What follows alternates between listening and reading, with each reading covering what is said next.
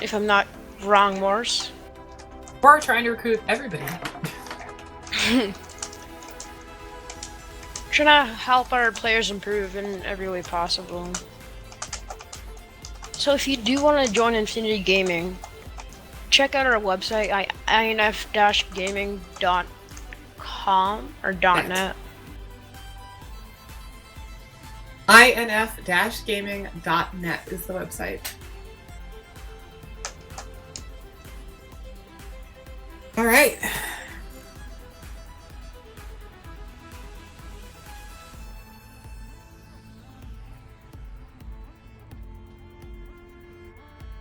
Go and ready. Here we go. I wasn't ready. Promo.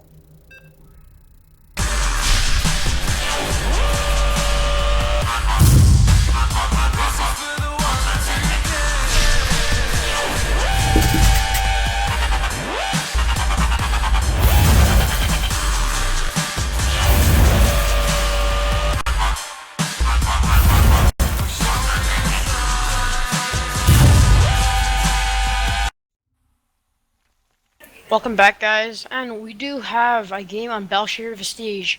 ByRada is up 1-0 in the best of 5 series. Donut will be looking for revenge here. The Ling Run buys did tear Donut apart. The beaters were very well used in that game, but we will see what else ByRada will have in his toolbox to take apart and dismantle our opponent. But in the bottom right, with no further ado, we have ByRada.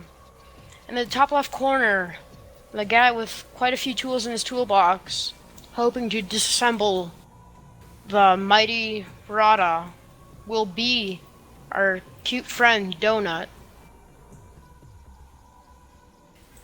What do you think we'd be seeing this game, Lorax? Do you think it's going to be cheese? We do have a probe moving out fairly quickly here. Pylon already down at the front. I don't think we're going to see anything. This probe is just making sure that there's not any cheese coming out of ByRada. As we see, there is not as of yet. Just doesn't want to get taken out by a quick 10 pull or something like that. Making sure he's safe to just go and take his Nexus. He went Nexus first before, so he probably wants to make sure he's safe to do so. Again, lots of spawning pool going down at 15, so knows that there's not too much crazy going on, and we'll see. Probably looks like a Forge Fast Expand, given this pylon placement here at the front of the base. This is entirely correct. And the probe is coming down now to set down the Nexus.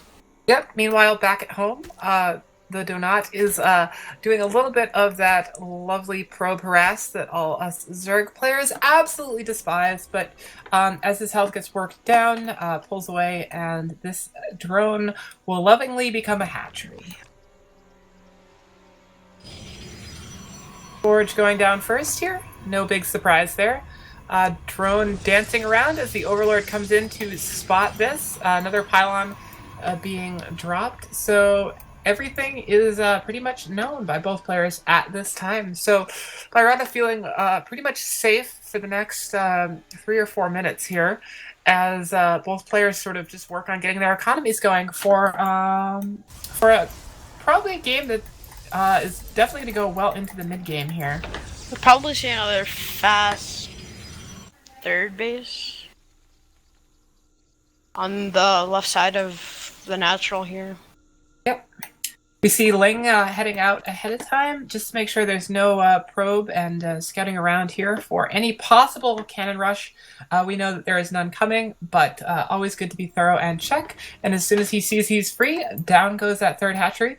Meanwhile, the other Zergling of that pair, chasing down this probe, going to be able to get a few shots off as this probe moves in to take another scout. And ByRada's natural dish finishes up here. I think, is this gas timing late? What's up with his gases? Would you give me a bit of insight on that? I'm not too sure about it. So basically he knows that he's safe to just drone heavily, so that's what he's doing. He's focusing on getting his queens up, getting his drone count super high. He does not need gas. I'd expect probably around another 30 seconds or so, around 5:30. It's usually when you'll see people, you'll see Zerg players opt for no gas early, and then they'll drop 2 gas geysers and start mining from both of them very quickly. If he delays it even further than that, it's just pulling him further and further ahead in econ. So this decision is all based on the total lack of aggression that he's seeing out of his opponent. So there's the 2 geysers going down right there in the natural, just as I described here. So he'll be saturating those pretty quickly and probably moving out into either upgrades or sort of layer speed, double evos, something like that. What tech do you think we should be seeing from both players? Should we see Phoenix? Should we see Immortal? Should we see Mira or Roach, Hydra? But 4 gateways coming down. This isn't too awkward. But if he throws down a Twilight Council and a few more gates, this will turn into a timing push.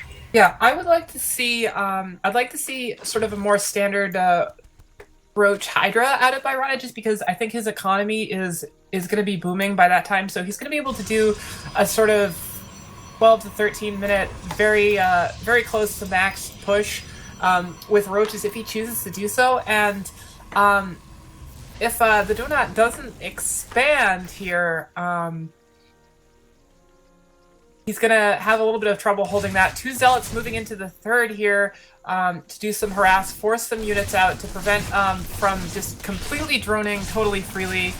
Queen taking some shots. Few Zerglings in here. This is going to get cleaned up. Queen microed away. And both Zealots go without killing too much, but just forced a couple more Lings out there. But the Mothership is going to come in here, clean up the Queen, and clean up a few more drones before anything happens, I think. Yep, Mothership Core moving in. We do see the Evo Chamber coming down to start its upgrades, and we do see Layer halfway done. Ground Weapons 1 is almost done, and we should see Armor coming out. Yep, meanwhile, a 3rd going down here for Donut, but this is going to get punished. ByRada, seeing this with the Spotting Overlord, is going to be able to shut this down pretty quickly. This is definitely going to force a cancel here. Sentries moving out, but they've got to be careful because they don't have a ton of energy here. Zealots warping in around them. Great warped in and force field there, saving those sentries. Not really taking almost any damage there. No structural damage taken. Zealots and force fields protecting their backs here. So, meanwhile, we see the production tab is all lit up for ByRada. We have Hydralisk Den on the way, taking the rest of his geysers as well. Lair is now finished. And I think the only part of this that's missing is another Evo chamber and starting of the upgrades for Roach Hydra here.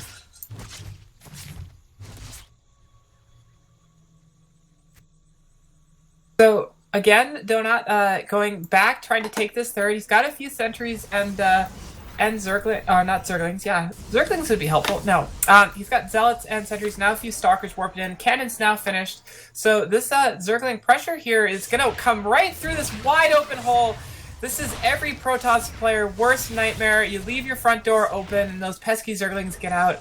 It's like living in some sort of 3rd world country and feral cats or something like that. It's just really bad. Like this is what Donut is struggling with. Keeping his front door closed. He keeps on forgetting to put stuff in there, and he does manage to shut down. Oh, no, he's going to choose to focus down this Immortal. This is going to be a big pickup if he can get it. Does go back, shut down those gateways, if only for a moment. Meanwhile, lots of Zerglings streaming in behind this. I'd like to see all of these forces go to the 3rd rather than the wall here. Hydra's coming in behind. It's Ling Hydra. Currently the composition, 14 more Hydras on the way. Colossus also in production though, so Colossus is going to do pretty well. Nice observer placement here, spotting the attack path moving in through here. So going to be able to see these forces before they move in. Hydra upgrades coming, as well as a 4th base for ByRada. He did manage to negate quite a bit of mining time on the main for about a minute, so this does even out the economy's back. Yeah, one thing I have noticed here in this build is that there's no upgrade happening behind this. This Evo chamber is sat pretty much idle for the entire game. I'd like to see that have been put to use. I don't know if that's just an oversight or a mistake. Usually you don't build them if you're not planning on using them. Working on focusing down these rocks to open up this attack path. Whole army is here, lots of zealots, one immortal, and this Colossus is going to be pretty much the key to this engagement here. Unfortunately, there's not a lot of gateway support for that, and Hydra range is now complete, so focusing down that Colossus is going to be reasonably easy. Dark Shrine coming down, as well as Psionic Storm being researched.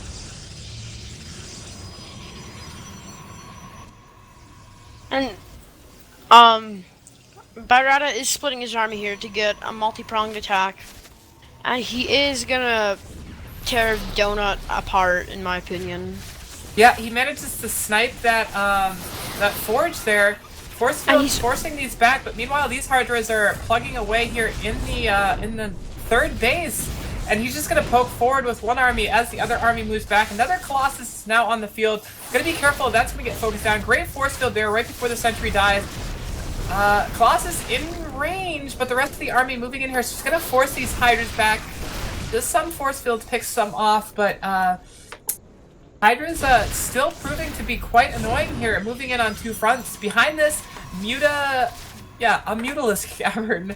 That would be a Spire. And a Dark Shrine about to finish. Storm's on its way, almost finished as well. This might be the game changer, Storm. It does I would do say quite a bit of damage. a couple of good storms is anybody's game, especially now that the Colossus count is getting a bit higher here.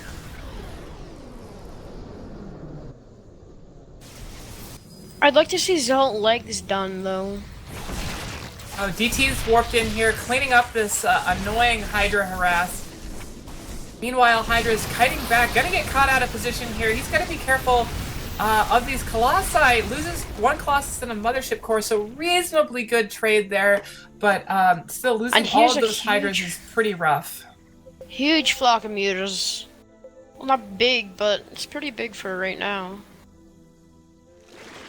Yeah, Mutaling coming out now. He's opting to transition out of gas-heavy Hydras, now using that gas for mutas, more mutas joining, +1 missile attack on the way here. Not much that can shoot up here, Cube. Some more Stalkers being warped in as the Observers and DTs here, DT holding the Zelnaga Tower, do spot these mutas, so he does know this is coming. Archons have been morphed in here. That's going to take away the threat of Storm for a little while, but there is no defense in the main here. None at all. These mutas are going to have completely free reign over that. Meanwhile, this army chooses to move out. Stalkers being pulled back, but the rest of the army moving out. Archons are going to provide some great air support for these Colossi and few Zealots. However, there's not going to be much left in the main here. These Stalkers clean that up, and mutas move out. So this is a bit of a bad thing for having your whole army separated, because you've got Lings and mutas about to come and just tear this army apart here. Muta's focusing down the Archons first, then going to work away at those Colossus, moving in towards the Stalkers that are just warped in here. Mutas are going to be able to clean all of this up. Two Colossus still alive, Dark Templar, and a couple Zealots here, but those cannot shoot up despite how cloaked they are. Stalkers joining the mix here, can't engage this effectively directly with the Mutas, even though the Stalker numbers are pretty low, so Mutas are going to have to head around and just pick their spots in this, getting a few shots off, wait until there's Lings underneath this. Mutas moving in to engage. There's plenty of Mutas now. This is going to get all torn up now that there's some Zerglings underneath to absorb some of that. And there is the GG. ByRada takes game number 2 with pretty much the same composition. Hydra into the Muta switch there.